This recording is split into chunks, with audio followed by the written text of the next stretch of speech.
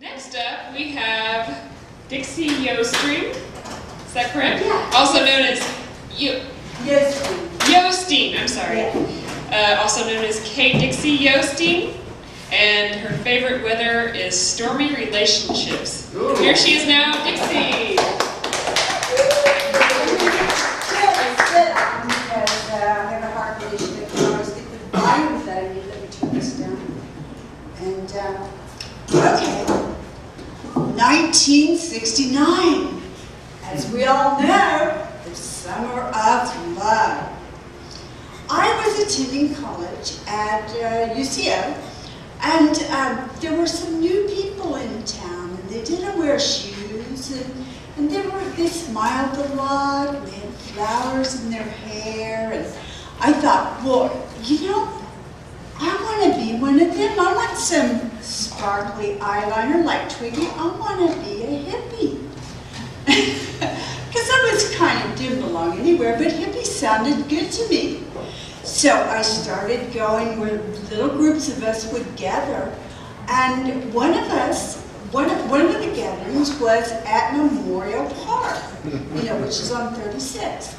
And so, but I wasn't into the sexual experimentation because my mother, my psychiatrist, my social worker, and my brothers would come after the guys, so I could not. You know, so, but anyway, I kind of hung on the periphery, and I was going to be a hippie. And so I ended up spending the night on the soft ground in Memorial Park, and there was this guy sleeping next to me, or, you know, we went to sleep together, and then he said, you can be my girlfriend, and I said, well, cool, that's cool, I can have a boyfriend, I can be a hippie, and I can have a boyfriend. So, the next morning I got up, and he was gone. And I thought, well, you know, that's strange, but okay, I'll go with it. I wasn't terribly hurt. It'd only been the one little afternoon, and you know, I got up, went back home, changed clothes, and the next weekend was, I think, one of the first Paseo art festivals. And I went with one of my grade school boyfriends. He'd walk me back and forth to school, and we called him Red Dot. He had red hair, and he was a very friendly guy. And he had this other man with him, and this other man's name was Frank Yostin. Oh, wow. So Frank goes, the first time we met, he says, you're going to marry me. And I said, well, okay, and I remember the guy in the park, and, you know, I thought, well, you know, all these guys are crazy nowadays, and I can go with that, And so I kept saying, boy, you know, I don't think I want to get married. I think I want to go to school and finish my career, because I was making A's at that time in college. I hadn't really, you know. Anyway, I was a pretty good girl. But finally, and Frank was a very beautiful person. He was angular, and he had high cheekbones, and kind of angular and kind of thin, but a sturdy guy. And he had blue eyes that would just pierce your soul. Very beautiful looking person. And but I still didn't want to get married.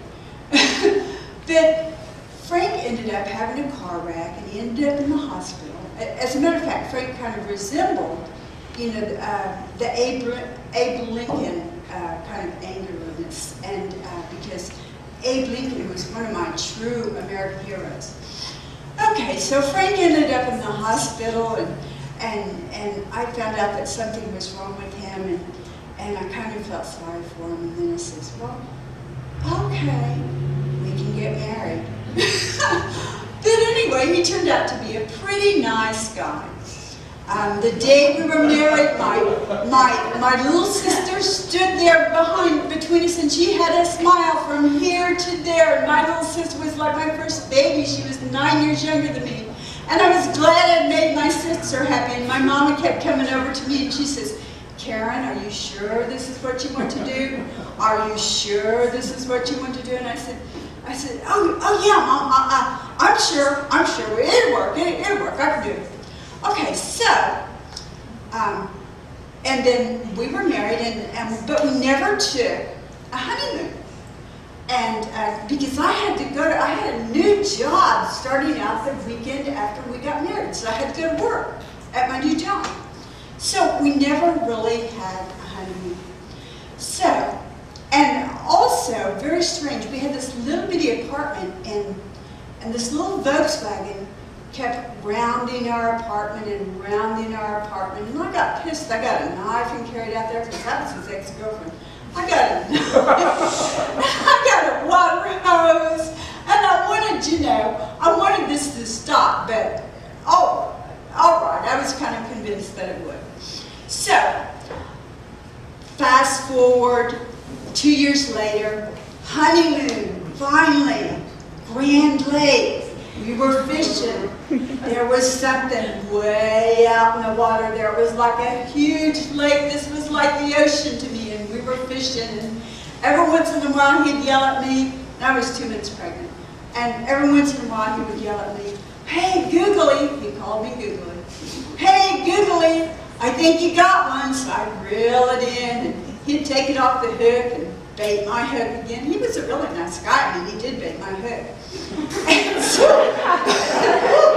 I reeled it in, and we finally had enough fish to take to our cabin, we thought, and we were going to fry him up and have him for dinner, because we did that a lot. We went fishing about every weekend, but not to Grand Lake. Grand Lake was our honeymoon. With me 2 months pregnant. So he pulled up the fish, and my God, there was this horrible thing hanging on there. It was a snake, and I stepped back from the bank, and I said, "What's that?" He said, "That's a snake." And I said, "What's eating our fish?" And it ate our fish, and we didn't get fish that night. I don't know what we had for supper, but we may do. Anyway, Frank was always going into small, wild places like Grand Lake, because he really loved to ramble off in the wild. So we would go into small wildernesses. One time when I was 7 months pregnant, I was a Shakespeare fan, and we called our dog Caliban. And Caliban was a little short nut, and we were in this wilderness, and Caliban was running into this cinnamon-colored grasses. It was like the fall of the year, and I was like 6 months pregnant, and I was trying to keep up with Frank, and I was trying to keep up with our dog, and we just kept going and going and going. I got tired, but I looked at my husband with the afternoon sun falling on him, and his kind of red glinted in his hair, and it was just a beautiful, beautiful scene. And I thought, I am such a lucky person to have this wonderful man in my life. And so we discussed the baby a little bit. And right then and there, he decided that my baby was going to be a girl. And I wanted a girl, but I wasn't for sure that it would be a girl, but he told me it was going to be a girl, and we named her Cara Francis. Fast forward another 2 months. I was 7.5 months pregnant. I had noticed, Frank had been working late installing a computer system, and I had noticed on his leg there was a long bruise. And I looked at the bruise on his leg, and he went to the store, and I called his doctor, and I said, "Look, he's got a long bruise on his leg. What does that mean?" And the doctor says, "Well, we'll try to get him in." Frank never came back from the store. Someone knocked on my door and had me follow them to the corner store. Frank lay there on the pavement.